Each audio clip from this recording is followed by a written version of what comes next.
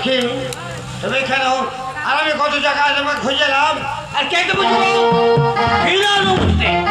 এই পুষ্পাতন্ত্র প্রবেশ করেছো তুমি জানো না? এই তো পুষ্পাতন্ত্রে পুরুষ বলে প্রবেশ করা নিষেধ। আমি কি অপরাধ করেছি? বিনা অনুমতিতে এই ফুল বাগানে প্রবেশ করেছো, সেই অনুমতিতে এই মুহূর্তে তোমাকে নিয়ে যাবো আমি রাজপ্রাসাদে। রাজপ্রাসাদে নিয়ে যাবে? হ্যাঁ, শিখে রাখবে তোমার উপর বিচার। হ্যাঁ, বিনা অনুমতিতে ফুল বাগানে প্রবেশ করছো এই অপরাধে সেই ফুল বাগানে চলো।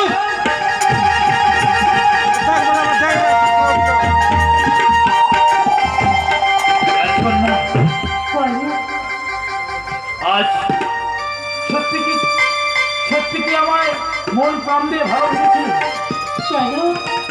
তাহলে এই সেনাপতি আমায় বন্দি করছে কেন? বন্দি?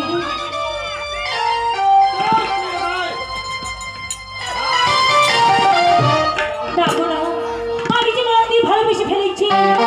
তোমার একটু যত ঝড় আসে না কেন, এই ভালোবাসার মিলন কেউ কখনো ভাঙতে পারবে না। সত্যি যদি তুমি আমায় ভালোবেসে থাকো, আজ আমি তোমায় একটা কথা বলে যাচ্ছি। বলো। আজ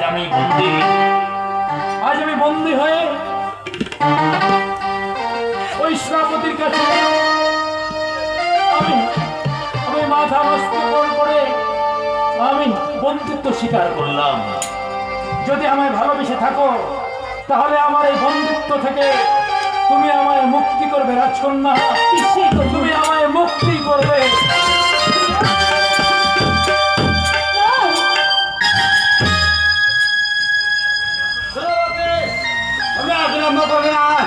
এই মুহূর্তে রাজপ্রাসাদে চলে আসবে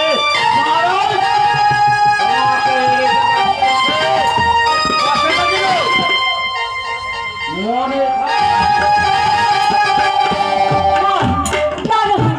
আমার এই ভালোবাসা আমার কেউ ভাবতে পারবে না, তাই আমিও চলে যাবো ওই রাজপ্রাসাদে গিয়ে বলবো যে আমার ভালোবাসা সত্য। যদি সত্য হয়ে থাকে এই ভালোবাসা আমি কেউ তো ভাবতে দেব না। আমি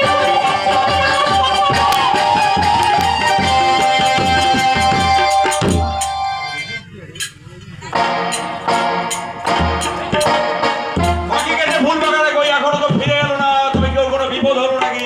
সেনাপতিকেও তো দেখছি না। কাকে বন্দি করে নিয়ে এসেছো? কি অপরাধ? বিনা অনুমতিতে ওই পুষ্পাতন্ত্রে প্রবেশ করছে সেই অপরাধে এ কি করেছো পাচি? তুমি জানো না রাজকুমারী পুষ্পতলে পুরুষের প্রবেশ সম্পূর্ণ নিষিদ্ধ।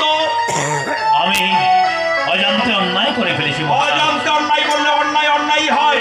সেনাপতি তুমি পাচিলকে চাবুক করো। চাবুক করতে করতে ফিরে ছাল তুলে দাও।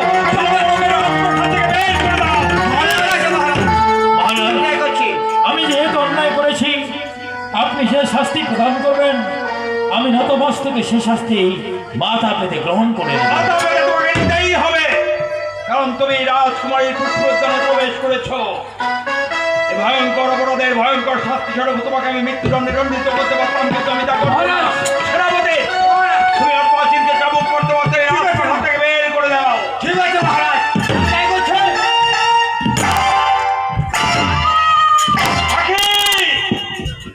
আমি ওকে বেত্রাঘাত করার আদেশ দিয়েছি।